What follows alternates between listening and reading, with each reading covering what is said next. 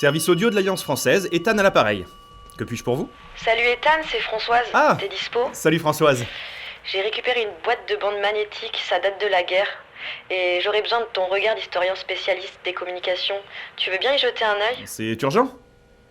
Attends, on est le 17 décembre. Si tu veux, j'ai un créneau la semaine prochaine. Je voudrais fêter le nouvel an à Paris avec Pascal. Nous nous étions promis de commencer l'année 71 ensemble. Mais tu peux venir à l'Alliance si tu es sur Toronto.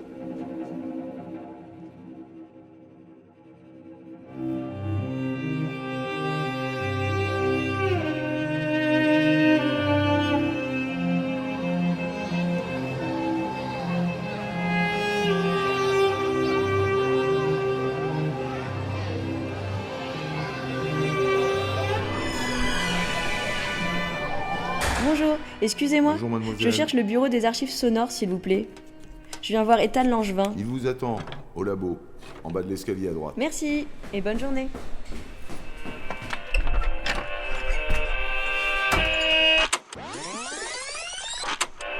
Hello. Salut. Tiens, je t'apporte les fameuses bandes. Waouh.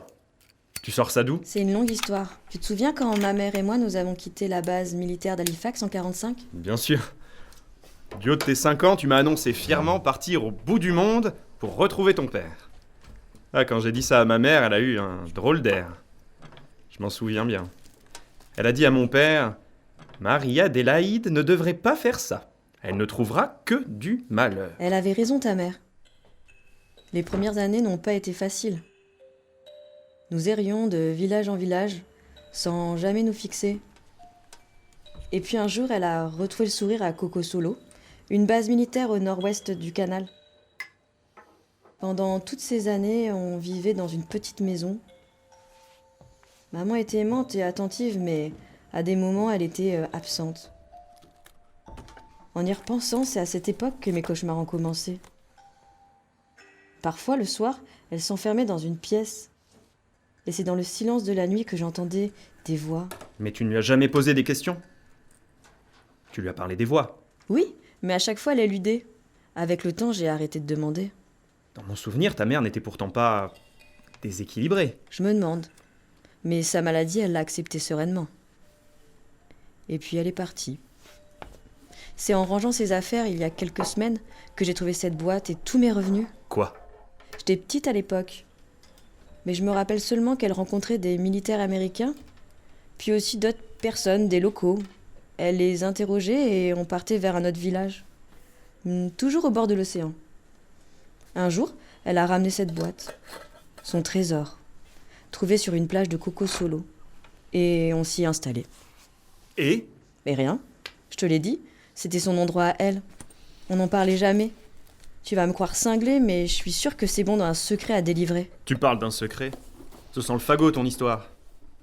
Attends, tu te rends pas compte? C'est du matos militaire. Tu devrais même pas les avoir, ces bandes. Je vais éclairer ta lanterne. C'était expérimental, avant la guerre. Ça vient d'un magnétophone allemand. Un AEG, des années 30. Tu vois, c'était surtout utilisé par la Gestapo, dans un but tactique pour espionner ou crypter des messages. Ça m'étonne pas outre mesure de ma mère, hein. Ça va avec ses zones d'ombre. Tu ne crois quand même pas que c'était une sorte de Mata-Hari? N'importe quoi. Ma mère a toujours été une fervente patriote. Mais c'était peut-être une couverture. En plus, en tant qu'infirmière, elle avait tous les accès à la base. Et puis, c'est pas normal de garder ce genre de matos. Non mais c'est du délire. Tu parles de trucs que tu connais même pas. C'est du matos allemand et alors? C'était la guerre. Elle l'a peut-être caché pour protéger des résistants français. Puis je sais pas, moi. Ok. Ne crie pas haro sur le baudet. Écoute. Si on découvre des trucs étranges, on pourra toujours arrêter le montage et tout brûler. Mais pourquoi t'insistes là? Mais c'est parce que c'est pas n'importe quoi comme bande. Leur date comme leur état, et même le fait qu'elle les ait gardées un peu comme une relique, laisse à penser que ce que l'on va découvrir pourrait avoir des conséquences irrémédiables. Je m'en fous. Je veux savoir. Merde pour ce qu'on trouvera. C'est mieux que le silence. Ça m'a bouffé des années, tu sais. Ok. Calme-toi. Laisse-moi quelques jours. J'ai besoin de travailler un peu seul et puis si c'est louche, on avisera. Et en fait, c'est peut-être l'enregistrement d'une symphonie introuvable. Tu sais, ce matos, il servait aussi à la radio allemande pour soutenir le moral de la population.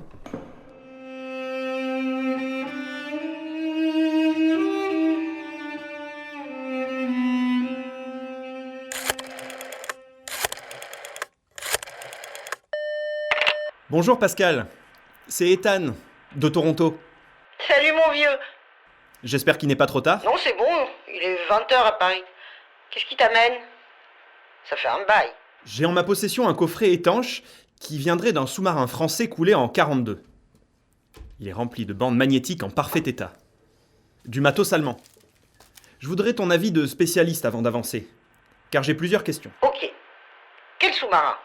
Le flibustier, T'es sûr de l'époque? probablement entre 40 et 42. Et au fait, c'est quoi tes sources? Elles sont à une amie. Fiable. Avant de passer du temps à tout analyser, je voudrais savoir si tu penses qu'un magnétophone AEG de 35 pourrait avoir été embarqué par les forces françaises libres. Et si oui, pourquoi faire? Mais qu'est-ce qui t'inquiète? L'amie qui me les a laissés est la fille d'une infirmière basée à Halifax, entre 39 et 45. Son père était un haut gradé des FFL. Du coup, sa mère a peut-être eu accès à certains secrets. En fait, j'ai un peu peur de ce que je vais découvrir. Françoise et moi, on est proches. Je la connais depuis l'enfance et je veux la préserver. Et tranquille, Émile. Bon. Pour faire court. La bande magnétique a bien été développée en Allemagne en 1928. Elle a succédé à l'enregistrement magnétique sur fil. Au début, les Allemands avaient gardé cette invention secrète, mais elle a rapidement été utilisée par les nazis.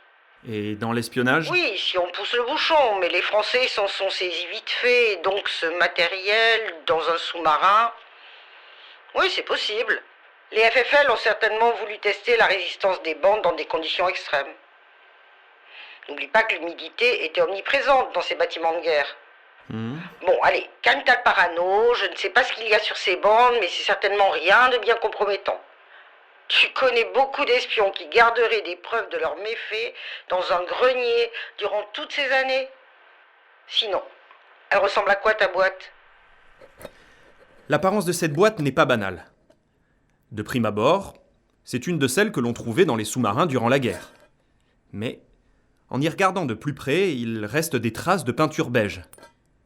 Et des fragments de fleurs dessinées. L'intérieur est encore plus surprenant. Il est tapissé d'un mouchoir brodé. Un peu comme si une femme l'avait transformé en boîte à bijoux. À part ça, elle est suffisamment grande pour contenir 2 boîtes pour bandes magnétiques en métal. Là, rien d'étrange. Là, t'as vraiment éveillé ma curiosité. J'ai besoin d'en savoir plus, on pourrait en parler pour le nouvel an. Tu viens toujours?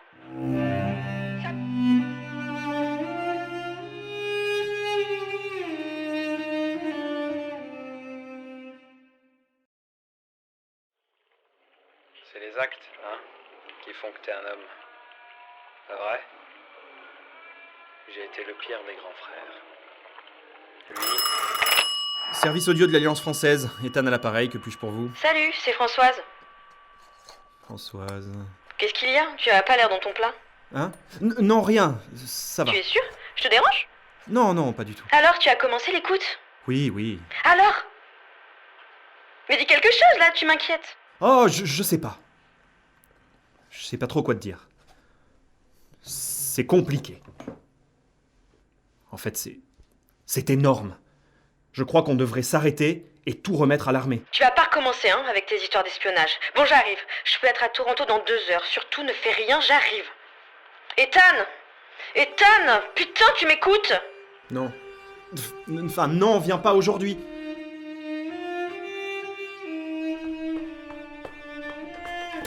Ah, t'es là? Je suis venue parce que j'ai pas de nouvelles de toi depuis 5 jours. Tu réponds pas au téléphone, j'étais inquiète. Ouais, j'ai pas le temps. Waouh, c'est super enfumé ici. Tu fais une tentative d'asphyxie? Bouge pas, Jaër. D'habitude, c'est à moi que tu reproches de trop cloper. Ethan, tu n'as vraiment pas l'air bien là. Ah, t'as remarqué? C'est à cause des bandes? C'est ça? Mais putain, dis-moi, t'as tout écouté? Même pas. Je n'ai écouté que quelques passages. Ce que j'ai entendu me fait dire que l'on devrait laisser tomber. Ah, recommence pas, hein? Ça concerne ma famille ou pas? Oui Et? et non. Écoute, je ne crois pas qu'il faille aller plus loin. Je pense qu'il s'agit d'un journal de bord d'un genre un peu spécial. Tu avais raison. Il s'agit bien d'un secret. Mais pas des militaires. Celui des cœurs. C'est pour ça que ta mère ne l'a jamais partagé. C'est plutôt une sorte de journal intime de ton père. Tu devrais pas écouter ça. Les quelques passages que j'ai écoutés sont déjà bouleversants. Et tu crois vraiment que je vais me contenter de ça? Alors écoute-moi bien. On y passera le temps qu'il faudra, mais je veux savoir, tu m'entends? Dans ces bandes, il y a des réponses. C'est mon histoire, tu comprends? Oui, je comprends, mais... Pour ma part, j'aurais bien voulu ne jamais avoir écouté ces bandes. Soit tu mets ces putains de bandes sur ta machine, soit je reprends tout et je vais voir quelqu'un d'autre. Non. On va le faire ensemble.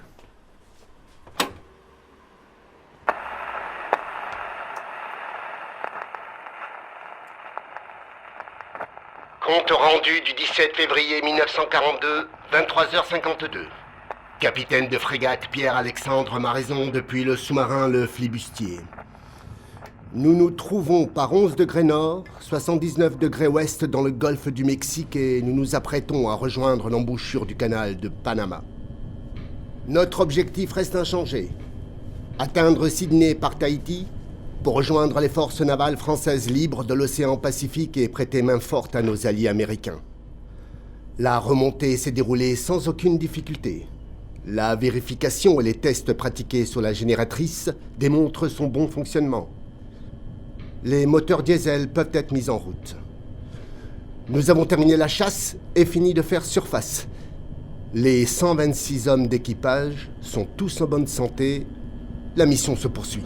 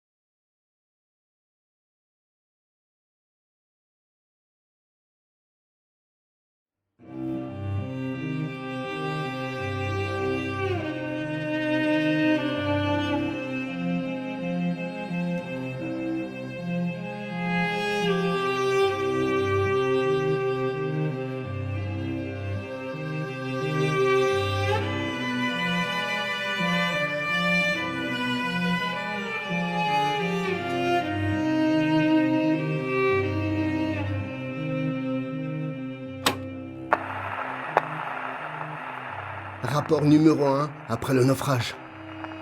Capitaine de frégate Pierre-Alexandre Maraison depuis le sous-marin le Flibustier. Je me trouve dans mes quartiers. Les montres se sont arrêtées à 23h53.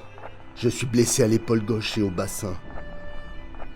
Notre bâtiment a fait l'objet d'une avarie et nous avons coulé.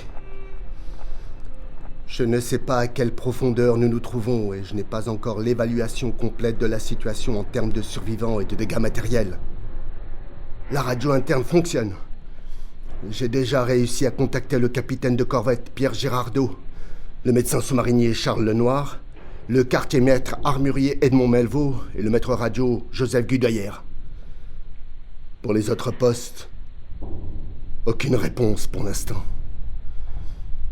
Pour l'heure, le capitaine de corvette a été blessé à la tête mais semble être cohérent.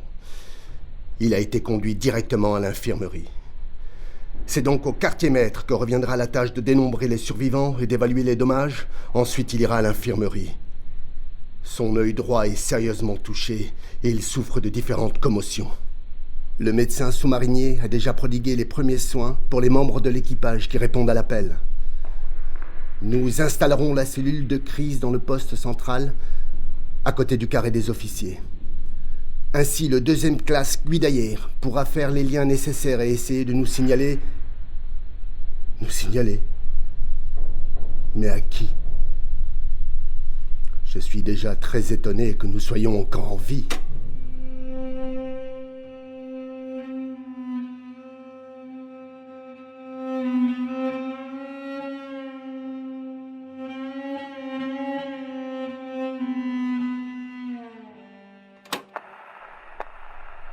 Rapport numéro 2 après le naufrage. Capitaine de frégate Pierre-Alexandre Maraison depuis le sous-marin le Flibustier. Synthèse établie d'après les informations recueillies auprès du quartier-maître de 2e classe Edmond Melvaux. Nous ne sommes que 9 survivants. Le flibustier n'est plus du tout en état de fonctionnement. Une explosion au niveau des tourelles lance-torpilles est l'explication la plus probable pour expliquer notre situation. Les portes étanches sont fermées automatiquement, empêchant la propagation de l'incendie, mais piégeant ainsi une grande partie de l'équipage. L'eau a envahi les chambres des matelots, les soutes à munitions, les ballasts ainsi que la chambre des torpilles de réserve, et on ne peut plus accéder aux écoutilles supérieures. Seul le carré des officiers, les cuisines, l'infirmerie, le poste central, le poste d'équipage et les tubes lance-torpilles sont encore accessibles. L'énergie emmagasinée dans les batteries est suffisante pour la bonne marche de la génératrice d'oxygène. Il est confirmé que les appareils de communication sont HS. Je me trouve seul dans mes quartiers et je dois avouer qu'en plus de la forte douleur, c'est la tension émotionnelle qui est difficile à supporter, même pour un marin aguerri tel que moi. Ma priorité est de garder le moral des troupes. J'ai donné à chacun un nombre de tâches spécifiques à accomplir sous couvert de l'avis du médecin sous-marinier. Le maître radio va taper à intervalles réguliers contre la paroi du sous-marin le code SOS en morse dans l'espoir de nous faire repérer. Pour le reste, il faut s'en remettre à Dieu. Je me vois obligé de confier à cette bande mes interrogations concernant notre situation. Il est des faits que je ne peux ignorer et qui, pourtant, ne s'expliquent pas. Comment ? Alors que nous sommes dans les fonds marins abyssaux du golfe du Mexique, dont certains avoisinent les 3000 mètres, comment, disais-je, est-il possible que l'épave du flibustier puisse résister à une telle pression ? Je ne comprends pas non plus la présence d'oxygène, ni la stabilité de la température ambiante à l'intérieur du bâtiment. Peut-être n'avons-nous qu'un simple répit avant l'irrémédiable. Il est également à signaler que toutes les montres et horloges sont, à ma connaissance, arrêtées mais à des heures différentes. Toutes semblent en panne. Ce qui est certain, néanmoins, c'est qu'il est absolument impossible d'attendre une quelconque assistance. Un sauvetage aurait pu être envisagé si nous avions sombré à moins de 600 mètres et que notre radio ait pu indiquer notre position. Ça ne peut être le cas ici. Nous sommes entièrement livrés à nous-mêmes et donc clairement condamnés. Même si je souhaite rester factuel, comme ma fonction me l'impose, une force étrange me pousse à sortir de ma réserve. Cela est très perturbant. J'ai la sensation que les mots s'échappent malgré moi et je sais déjà que cet enregistrement sera spécial. J'ai fait le choix de ne pas résister, en me disant que je pourrais toujours détruire des parties de cette bande si par miracle nous sortons vivants de ce qui pour l'instant ressemble plus à un cercueil d'acier qu'au fleuron de la Marine nationale. Mon rôle depuis 4 ans est d'être à l'image de ce glorieux bâtiment. J'emprunte volontiers ce terme à ma tendre épouse, Marie-Adélaïde, qui, au moment de me quitter, m'a confié un joli coffret contenant des lettres. En réalité, c'est une boîte métallique étanche de l'armée. Ma chère femme l'a repeinte, lui donnant ainsi l'apparence d'un cabinet à secret comme celui des dames au XVIIe siècle.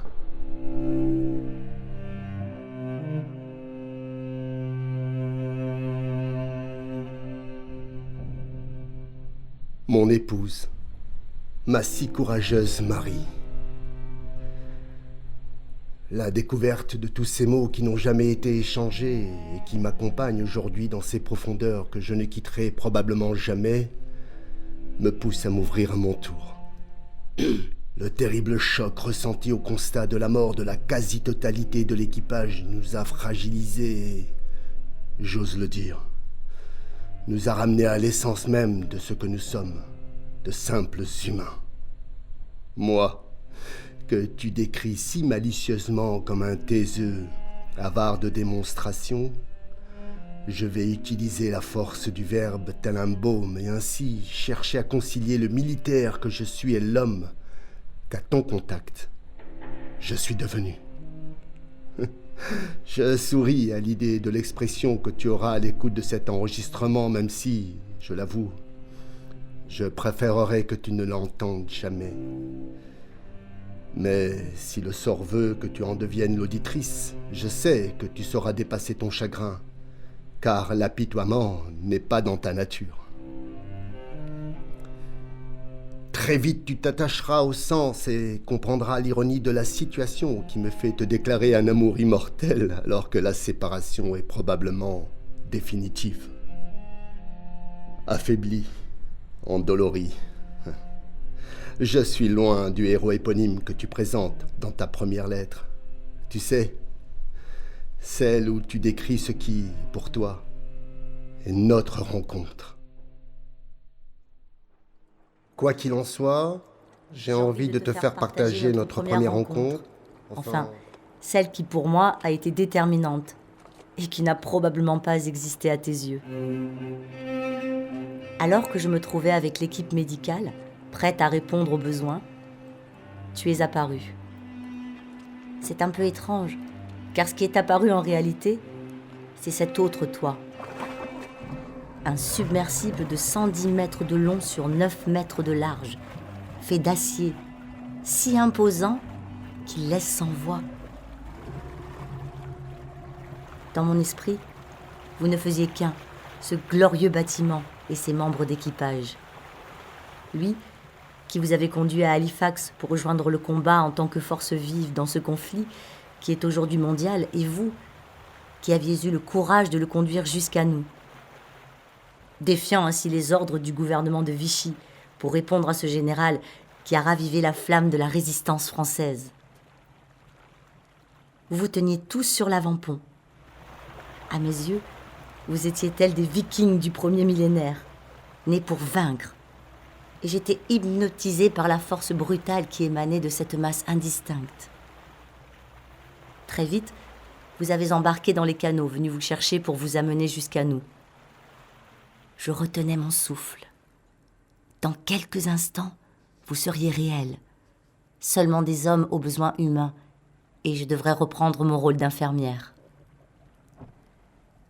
Lorsque tu as débarqué sur le ponton, dans ton uniforme, bardé de médailles, en fier soldat, j'avoue avoir été impressionnée.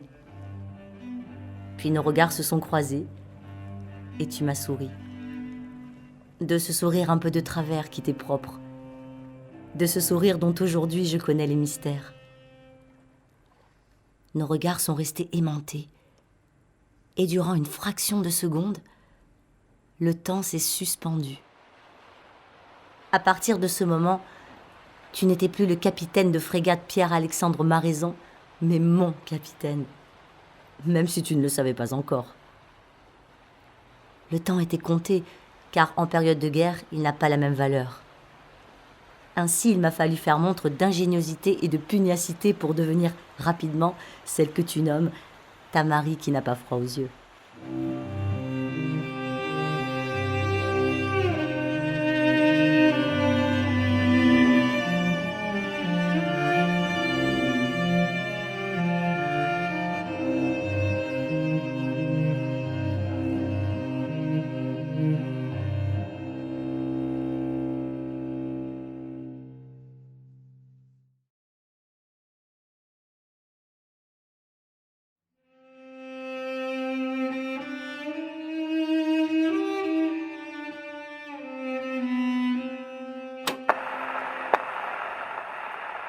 La lecture de cette correspondance m'émeut.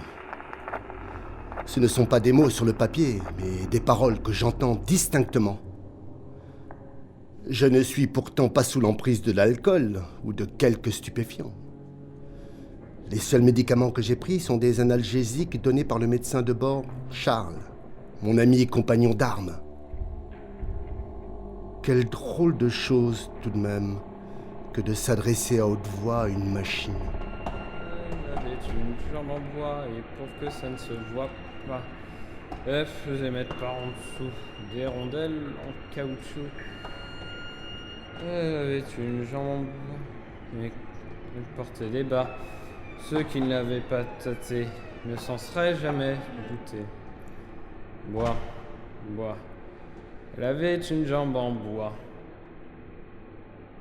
Que se passe-t-il, matelot? Pardon, capitaine. Je devrais pas être là. Pardon. Tenez-vous droit et saluez, matelot. Matelot mécanicien Jean Samar, mon capitaine. Repos, matelot. Asseyez-vous. Je peux pas, mon capitaine. C'est pas comme ça qu'on doit. C'est pas comme ça qu'on doit faire. Je repars, mon capitaine. Pardon. Allons, mon garçon. Je ne vais pas vous laisser repartir tout de suite. Vous n'êtes pas en état. Vous semblez malade. Vous êtes blême. Et si nous mettions ce temps à profit pour discuter un peu? Oui. Qui êtes-vous, Jean Samar? Parlez-moi de vous.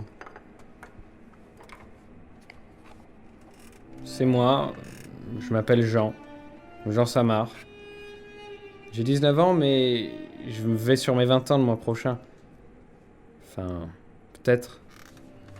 Je sais pas trop quoi dire. Je suis mécanicien. J'aime ça. Je vérifie les batteries des accumulateurs des moteurs électriques de propulsion. Ça va, je suis dans une bonne équipe, même si au début, ils m'ont un peu chambré. Quand ça s'est produit, l'explosion, j'étais de repos dans ma couchette. Bon, je veux pas parler de ça, parce que... Voilà... Pas trop envie. Heureusement, le Toubib, il m'a aidé. Il est bien, le Toubib. Il parle calmement, un peu comme Félix. Et puis, il a toujours un mot pour faire rigoler. Quand je me suis mis à pleurer comme une mauviette dans l'infirmerie, il a fait comme si de rien n'était. Moi, je reniflais comme un gosse. Puis, au bout d'un moment, le temps qu'il prépare sa seringue, il m'a juste passé un tire-jus. Tranquille comme Félix. Et là, il m'a dit « Allez, matelot, on fait un bras de fer, gaillard comme t'es, tu vas me donner du fil à retordre. » Je crois qu'il m'a laissé gagner. Il m'a dit que j'étais gaillard, mais en vérité, je suis grand surtout parce que je me tiens bien droit. Maman, elle dit toujours que je suis raide comme l'as de pique. Et puis, je suis musclé. Les copains à la communale, ils savaient qu'en cas d'embrouille, si on me cherche, on me trouve. Je suis un nerveux. Je suis un sale de mon père. On est susceptibles tous les deux. Un peu soupolés, genre renfrogné. Tout le contraire de ma mère et de Félix. Eux, ils sont calmes et ils sourient tout le temps. Je sais pas pourquoi je raconte tout ça. Surtout, je les reverrai plus. Ils diront que je suis mort en héros. Ils sauront jamais que j'ai chialé comme une madeleine et je me suis pissé dessus. Le pire, c'est que j'avais même pas honte.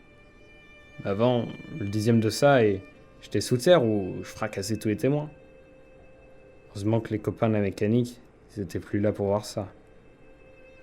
Ils se seraient foutus de moi jusqu'à la victoire sur les boches.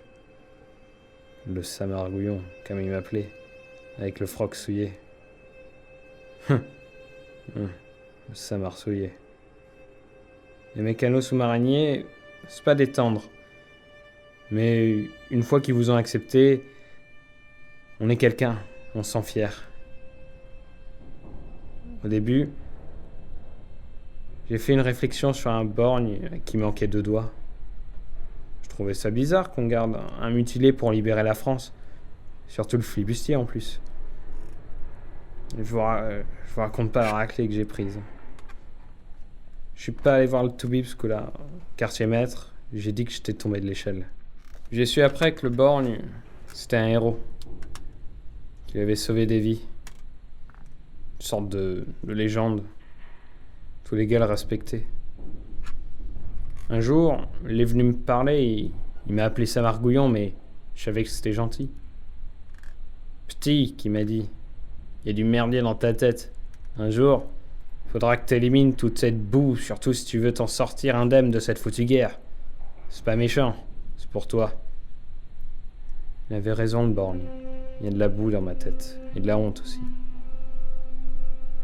C'est pour ça que je suis là et que je vais mourir, mais pas en héros. Quand je pense à tout ça, j'ai envie de pleurer ou de crier. J'étouffe ici. Dans ma tête, ça explose. Puis, il y a tout ce bruit. Même le silence fait du bruit. Alors, pour être tranquille, je chante. Je chante la chanson de Dranem qu'on chantait avec Félix quand on était petit. Je sais que ça lui ferait plaisir. Elle avait une jambe en bois, et pour que ça ne se voit pas, elle faisait mettre par en dessous des rondelles en caoutchouc. Elle avait une jambe en bois, mais comme elle portait des bas, ceux qui ne l'avaient pas tâté ne s'en seraient jamais doutés. Bois. Elle avait une jambe en bois. Et lui, Félix, ce petit frère petit et bossu, qui voyait toujours le bon côté des choses. J'ai laissé me maltraiter et moquer plein de fois, et surtout par les copains. Je l'aimais, Félix, mais j'en avais honte. Ça m'a ressouillé. C'est pas par ma pisse, mais par la boue que j'ai dans la tête que je suis souillé. Il avait raison, le borgne. Maintenant, je vais crever dans toute cette flotte, comme si je m'étais enrôlé dans le seul but de vider ma honte.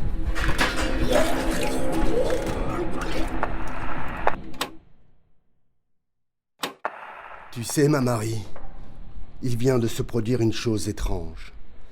Alors que je te parlais, j'ai été dérangé par quelqu'un qui chantait à tue-tête dans la coursive et, en ouvrant la porte, je me suis retrouvé face à un matelot groggy et tout dépenaillé. J'avais devant moi un grand dadais à peine sorti de l'enfance. À ce moment-là, j'avoue avoir complètement oublié mes enregistrements. C'est seulement maintenant, en reprenant notre conversation, que je constate que ses mots et sa douleur sont immortalisés. C'est étrange, j'ai partagé l'intimité de ce jeune garçon, mais j'en suis pourtant détaché.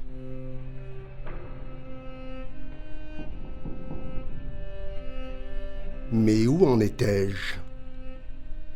Ah oui, je voulais te parler de tes talents de romancière. Ouais, j'ai trouvé dans ta correspondance le petit recueil nommé Françoise. Je suis désolé. Je n'ai pas respecté ta consigne de ne lire qu'une page tous les 2 jours. Si tu savais à quel point cela est perturbant de ne plus avoir aucun repère temporel. J'avoue être complètement fasciné par l'ingéniosité dont tu as fait preuve en dépeignant les moindres changements de notre petit trésor afin que, quelle que soit ma date de retour, je n'ai rien perdu de la première année de sa vie. Il va bien falloir que je résolve ce problème de temporalité. Je pense demander au matelot cuisinier. Il doit bien exister un objet mécanique permettant de mesurer les temps de cuisson. Cette expérience avec le matelot Jean Samar vient de me donner une idée. Tu vas être fier de moi, car c'est une idée un peu folle. Une de ces idées originales dont tu as le secret. Te souviens-tu lorsque tu m'obligeais à m'asseoir dans notre salon et à te parler? Face à ma résistance, tu partais dans des descriptions sur les bienfaits du travail de ton Sigmund Freud et moi.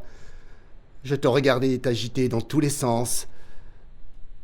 Sais-tu que tu ne peux défendre tes points de vue qu'en étant en mouvement? Marie m'a passionné, et moi, recroquevillé dans ma carapace. Eh bien, mon idée est la suivante et je vais m'en ouvrir à Charles à l'occasion de son prochain rapport et voir ce qu'il en pense. Il s'agit de demander aux autres survivants de laisser des messages qui soulageront leur âme. Ainsi, accaparés par cet exercice, ils auront l'esprit occupé au moins pour un temps. Je me dis que si cela marche avec moi, ça devrait marcher pour eux aussi.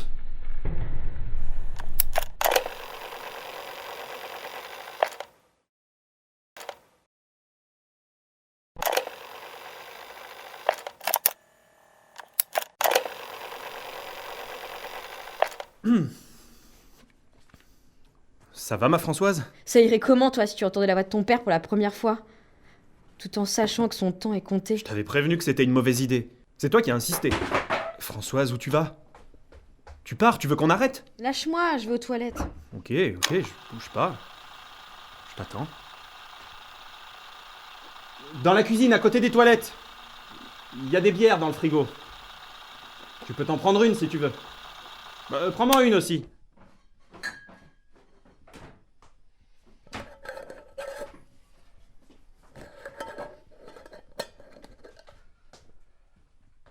Excuse-moi, Ethan. J'étais un peu sèche. Mais je sais pas, c'est beaucoup pour moi. Je me doute, évidemment. Je t'avais prévenu que c'est le genre d'écoute dont on ne peut pas sortir indemne. Même moi, tu sais, ça me bouleverse d'entendre ces fantômes. Ces hommes qui ont aimé, respiré, vibré. Surtout que nous, on connaît la fin. Comment t'expliques les montres arrêtées? Oh, pour les pendules du sous-marin, je suppose que c'est comme beaucoup d'appareils électriques. Elles sont tombées en rideau, tout simplement. Pour les montres, j'avoue que je ne sais pas. La pression?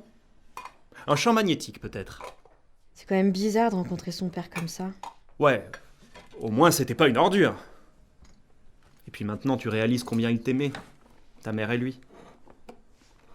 Bon, est-ce que t'es ok pour que j'embraye sur la nouvelle bande? Oui, vas-y. Bon, maintenant que j'ai accepté, me voilà comme un crétin devant un micro à ne pas savoir par où commencer. Bon, pourquoi pas par mon identité. Donc, je suis le médecin sous-marinier de première classe, Charles Lenoir, et je poursuivrai par l'absurdité de la situation car je l'avoue, j'étais pris d'une irrépressible envie de rire quand j'ai soudain pensé à mes collègues de l'école de médecine navale de Toulon, me voyant finir mon inventaire après un tel carnage. Je les imagine, hilars, me regardant comptabiliser les 167 sirettes de morphine tartrate et les 480 sachets de morphine sulfate qui me restent sur les bras. Ah, je le jure. Cet inventaire réglementaire en fin d'alerte maximale est à inscrire dans les annales de la médecine de guerre. Quelle ironie sordide de constater un tel surplus d'analgésiques quand en général, au plus fort des combats, les chirurgiens et les infirmières hurlent. On n'a plus de morphine, apportez le matériel de contention et de l'alcool. Il me reste 8 patients. 3 d'entre eux sont déjà dépendants à la benzédrine. L'effet bronchodilatateur de ces amphétamines pourra soulager les symptômes qui ne vont pas tarder à se manifester. Et puis, j'ai suffisamment de sédatifs, y compris par injection cutanée, pour tous nous calmer définitivement. Le capitaine de corvette, Pierre Gérardot, m'inquiète. Son traumatisme crânien éprouve gravement son comportement. Il passe de la sidération à une forte agressivité. Avec ce que je lui ai donné, il devrait se calmer et gagner son quart d'heure de survie supplémentaire.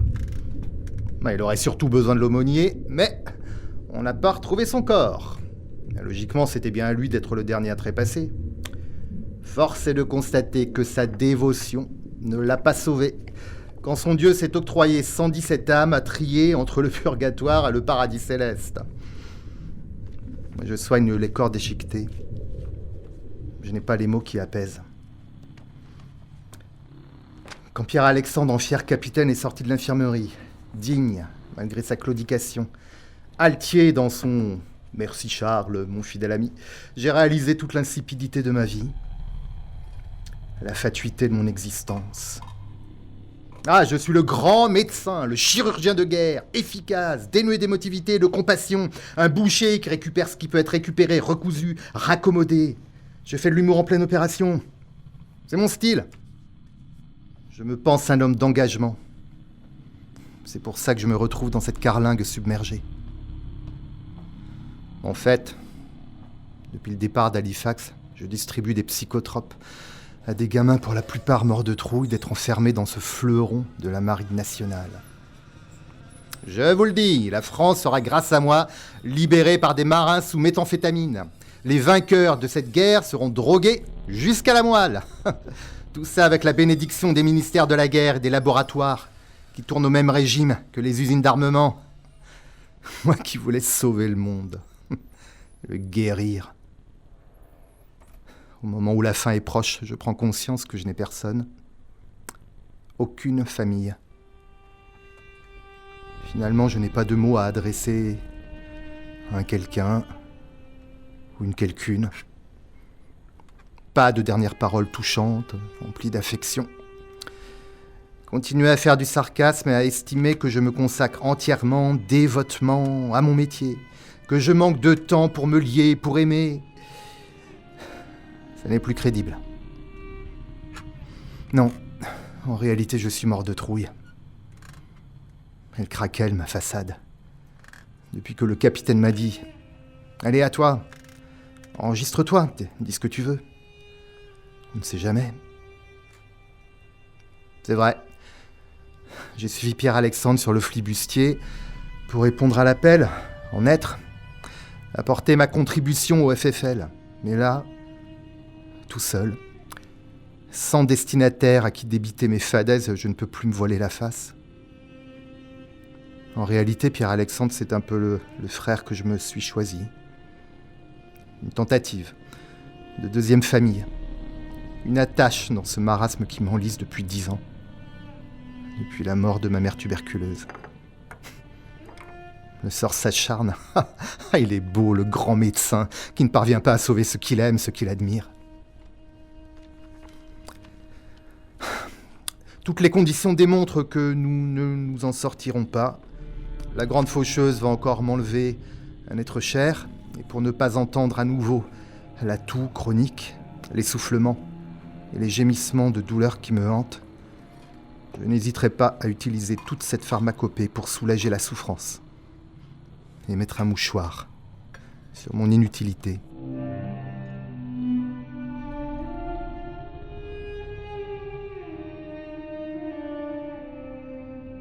Rapport numéro 3 après le naufrage. Capitaine de frégate Pierre-Alexandre Maraison depuis le sous-marin Le Flibustier. Le capitaine de corvette se trouve à l'infirmerie et son état a été stabilisé. Il semblerait qu'il souffre de délire post-traumatique. Charles poursuit les soins mais semble très abattu. Le quartier-maître de 2e classe est resté à l'infirmerie. Charles est très inquiet par son état, d'autant qu'aux endroits où la peau n'a pas été brûlée, il constate un changement de couleur de l'épiderme et des sortes de crevasses inexplicables sont en train de se former. Après avoir assuré les missions qui lui ont été confiées, le quartier-maître armurier de 2e classe est allé lui aussi à l'infirmerie. Ses propos sont décousus. Il prononce des mots et des sons étranges. Charles attribue cet état de dysphasie aux médicaments qu'il lui a donnés.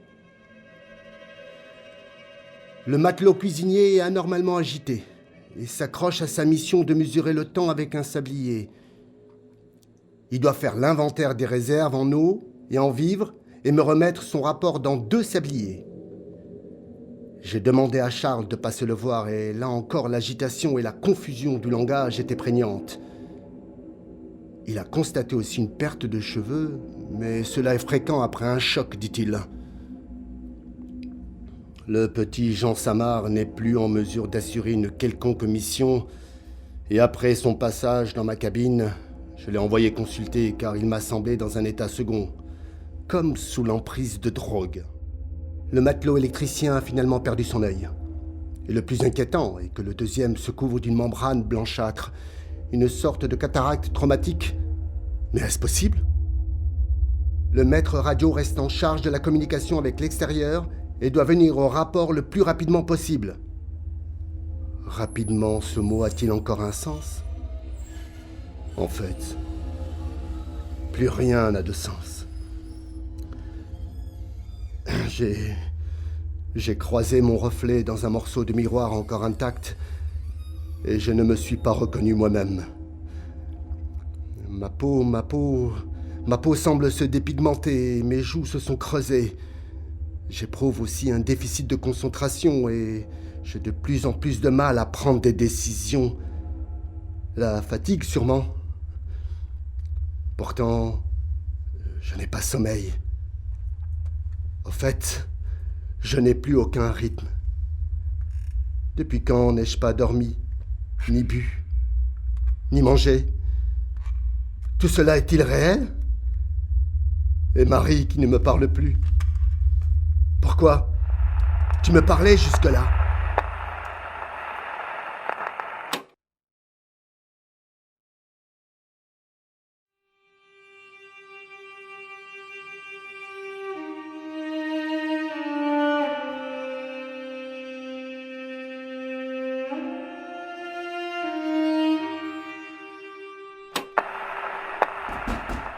Entrez.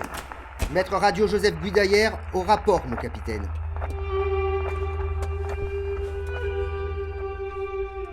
Je suis le maître Radio Joseph Guidaillère. Et depuis le choc, j'ai pour mission de chercher par tous les moyens à communiquer avec l'extérieur. En vue d'un hypothétique sauvetage. La bonne blague. Avant de m'inviter à faire cet enregistrement, le capitaine m'a demandé si j'avais bien exécuté ma mission et si je n'avais remarqué aucun fait étrange. J'ai répondu qu'il n'y avait rien à signaler. Mais en réalité, j'ai menti. Comment expliquer ce qu'il se produit depuis quelques sabliers? Est-ce dans ma tête ou bien réel? Car je suis sûr de t'entendre, toi, mon très cher, mon aimé à qui je confie ces quelques mots, qui seront sûrement parmi les derniers que je prononcerai. C'est pour toi, et toi seulement, mon frère d'armes, mon frère de cœur, que je trouve encore la force de continuer et de vivre. Tu sais que mes sentiments envers toi n'ont fait que grandir, et que ta rencontre a changé ma vie. Je me souviens la première fois où je t'ai vu. J'arrivais de ma province bretonne où j'avais toujours vécu auprès de mes parents. J'étais tellement destiné dans leur esprit à reprendre leur ferme. J'étais le plus jeune, pas encore marié. Ils avaient déjà tracé ma route. Comment leur dire ce que je ressentais vraiment?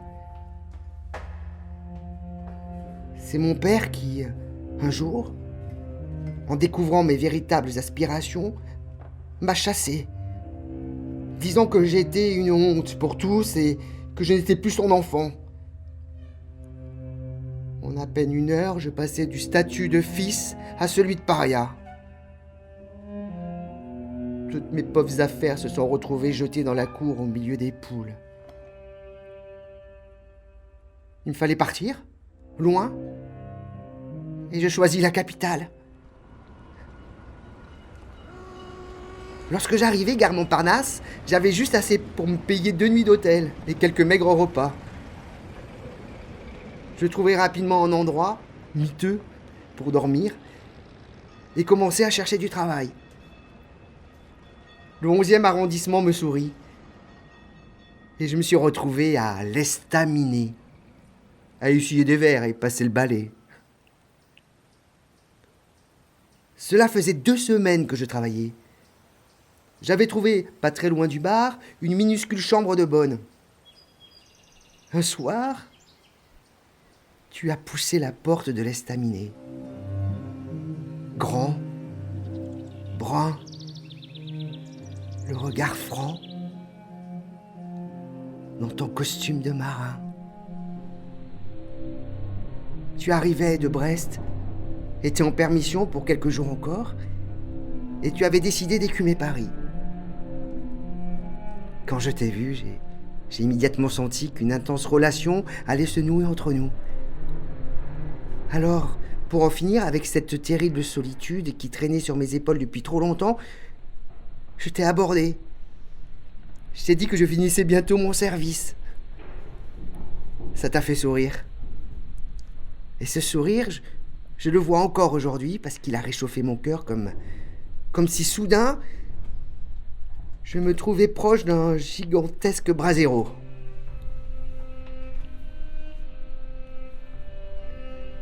Tu as acheté 2 bouteilles de vin et nous avons bu dans les rues, arpentant les quais de Seine. Chaque pas nous rapprochait alors même que nous nous connaissions à peine. C'est à Montmartre que nous avons échoué pour admirer les premiers rayons d'un jour tellement nouveau pour moi. Tu le sais, après ces 2 jours passés ensemble, j'ai décidé de te suivre.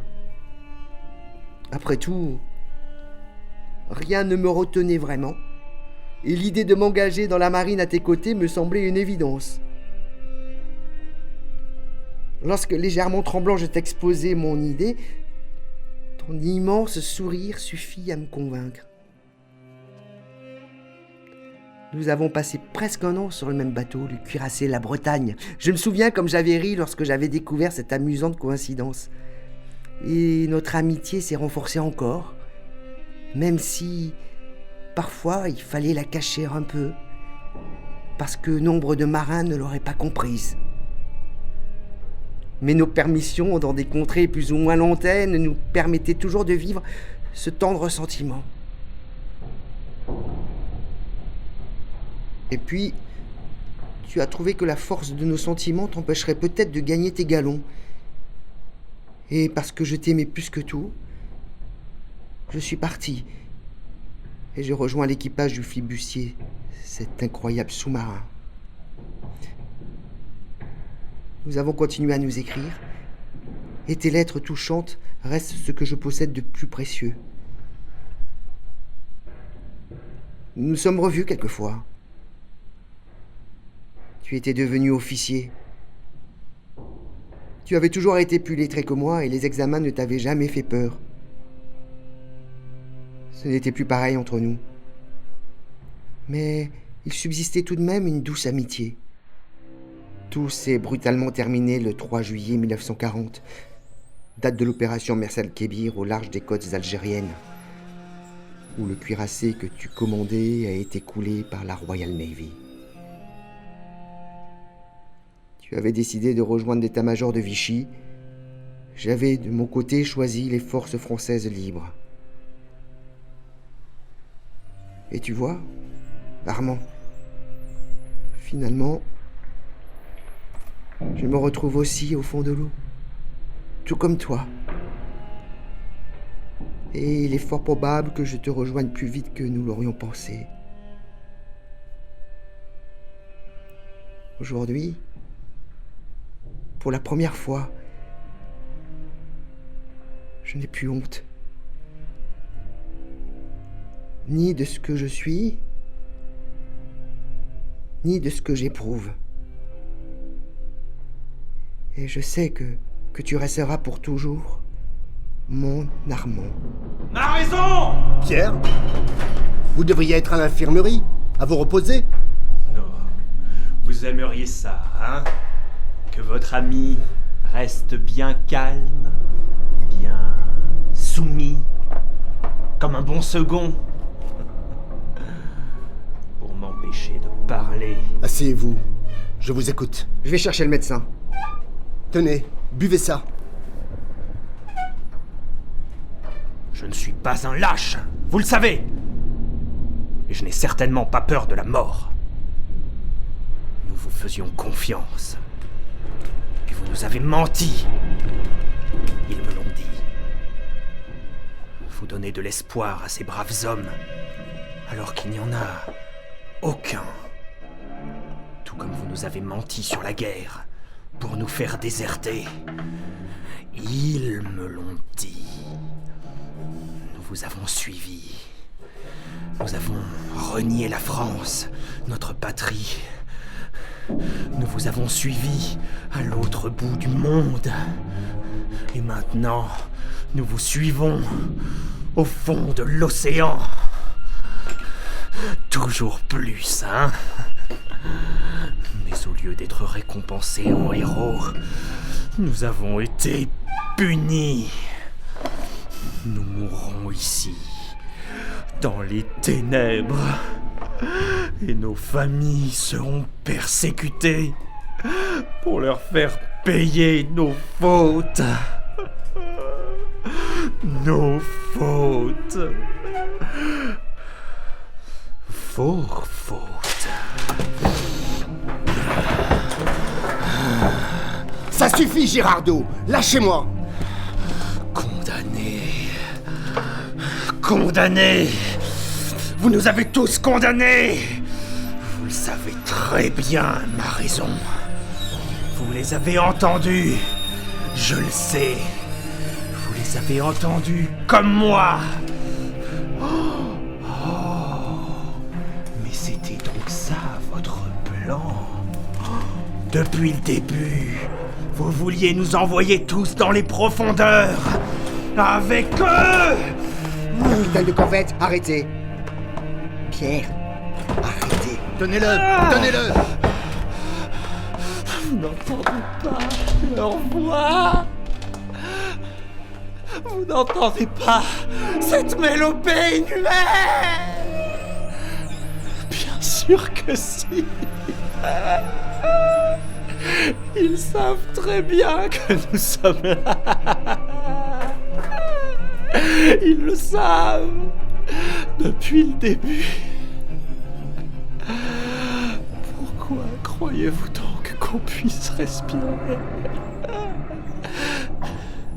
C'est parce qu'ils le veulent bien. Voilà. Le sédatif fait effet. Puis d'ailleurs, aidez-moi. Transportons-le à l'infirmerie. Ça va, mon capitaine? Tout va bien, Gudayer. Donnez un coup de main au médecin. Il faut prendre soin du capitaine de frégate. Je dois te parler, Pierre-Alexandre. Le capitaine Gérardo dort à présent. Vu la dose que je lui ai administrée, il va dormir plusieurs heures. Son comportement est certes inquiétant, mais en plus, j'ai remarqué à plusieurs endroits de son corps que son épiderme devenait scabre. Dans son cou se forment aussi de profondes rides. La situation des autres m'interroge également. L'électricien Monceau a perdu tous les ongles de sa main droite et possède les mêmes plis dans le cou que ceux du capitaine de corvette. Quant à Kerlam, outre les crevasses, le changement de pigmentation de sa peau et sa rugosité, j'ai constaté une sorte de voile sur ses yeux. Son cou commence aussi à se rider. Par précaution, je les ai tous sédatés. Quelle est ta conclusion, Charles? J'ai d'abord pensé à une réaction aux médicaments que je leur avais administrés, mais ça ne correspond pas du tout aux effets indésirables connus. Non, je me demande à quelle étrange réaction nous devons faire face.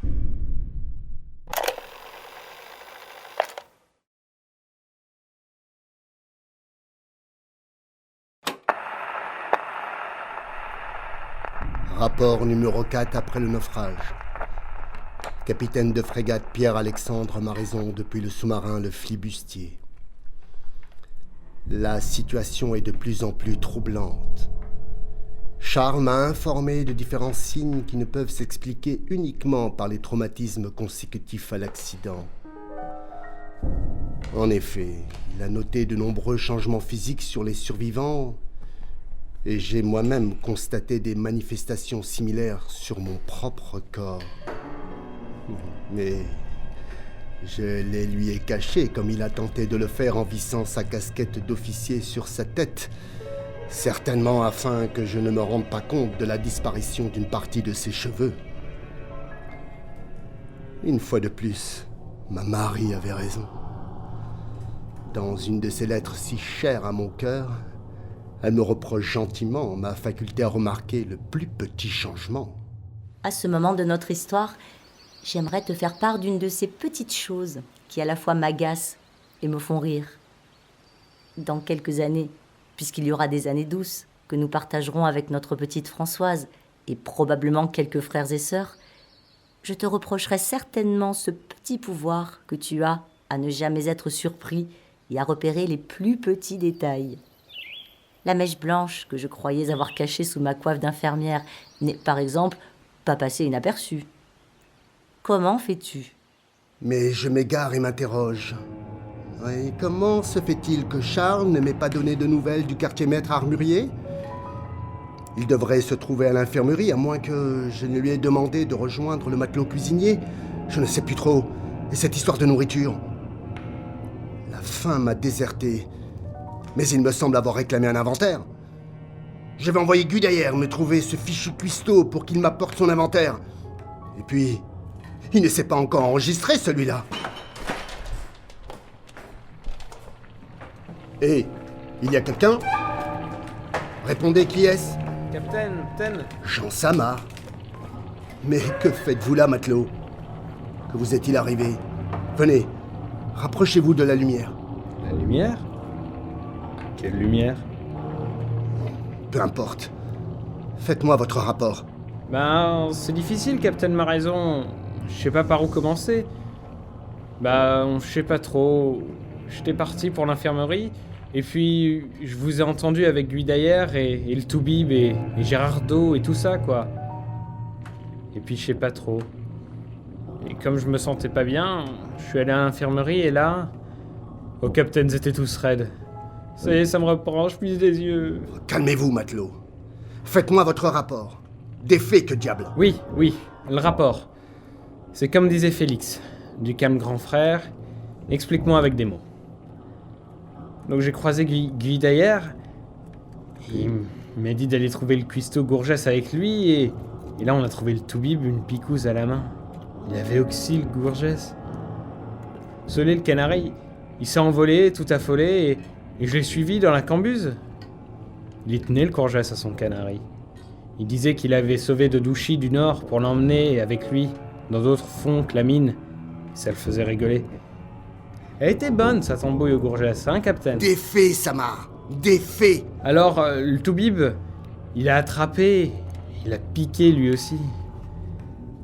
Il a pris quelques secondes pour lui fermer les yeux. Il a dit « Repose en paix, moi j'ai fait ma part ». Puis il m'a regardé avec ses yeux tout blancs, tout globulés. Il me regardait bizarre et pourtant, je tremblais pas de partout. Il a posé 2 picous sur le plan de travail, propre de Gourgès. C'est qu'il était honnête, le Gourgès, à sa propreté. Jean! Oui, le rapport. Félix aussi, il disait que je partais de partout, et le borgne aussi.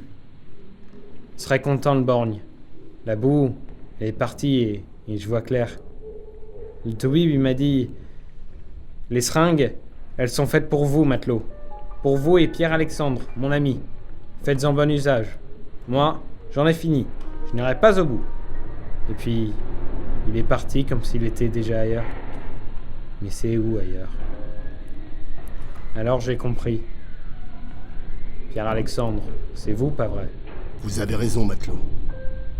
C'est où ailleurs? Nous n'en sortirons pas vivants. Les seringues, où sont-elles? Faut pas avoir peur, capitaine. Tu les as entendues comme moi, hein? Tu les as entendues? Les voix de grenouilles. Les voix de ceux qui vivent au fond de l'eau.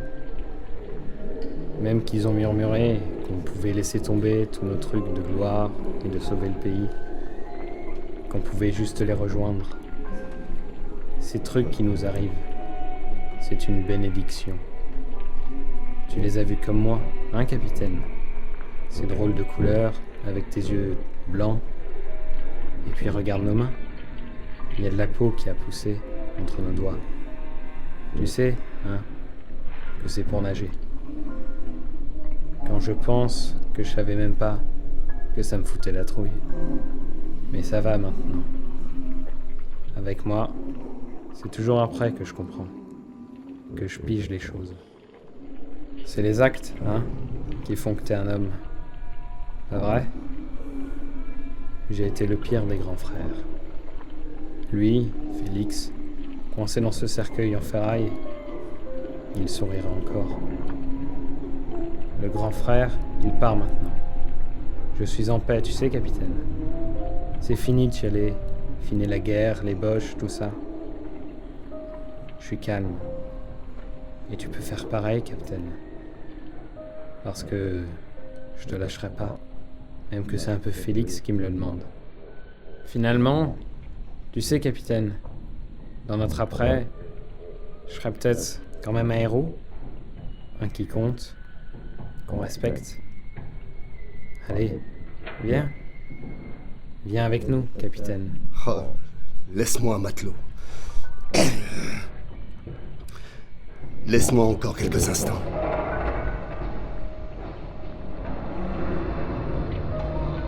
C'en est fini, Marie.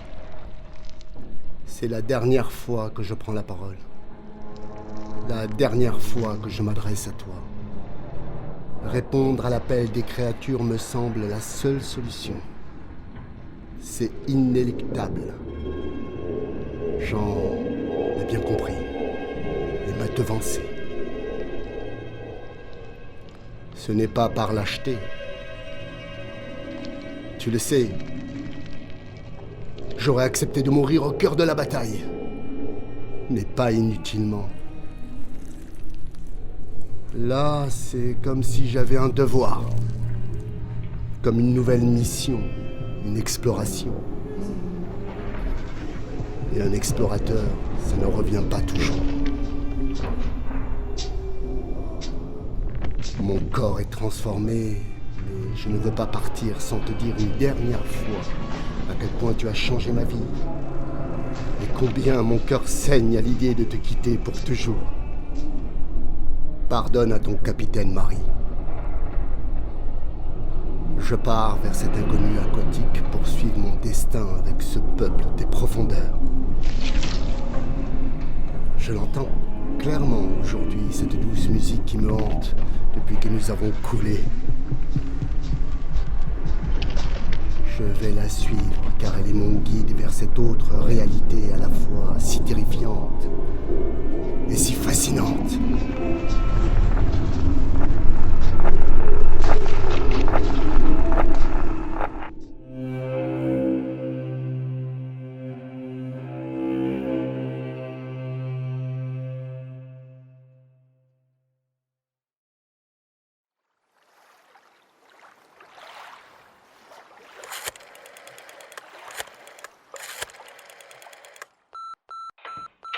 Bonjour, vous êtes sur le répondeur d'Ethan, au service audio de l'Alliance française de Toronto. Vous pouvez me laisser un message et je vous rappellerai. Salut, c'est Françoise. Je suis arrivée à Coco Solo hier soir. C'est un peu comme dans mon souvenir. La base est toujours là. J'ai même été accostée par un gradé américain. Je lui ai souri, mais j'ai passé mon chemin. Et puis je suis allée sur cette plage de mon enfance, au bord de cet océan si bleu et si mystérieux. Je pense à toi et aux températures gelées de Toronto. Ici, dans cette petite ville à 30 degrés, c'est mon cœur qui se glace. Pourtant, j'irai jusqu'au bout de la mission que je me suis fixée. Et une fois la boîte de maman rendue à la mer, je rentrerai.